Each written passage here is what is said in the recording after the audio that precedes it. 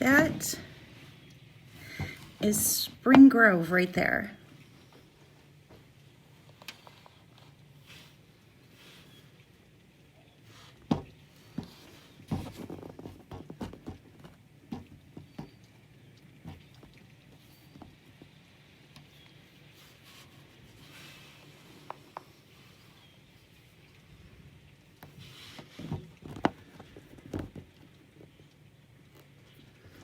I don't know if you can see the branches over there by the Suburban that are down.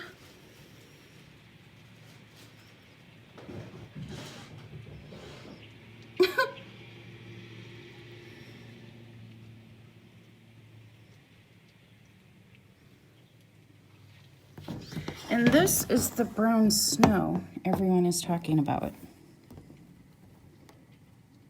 Oops. It's not going to let me... Did you guys get brown snow in Rochester?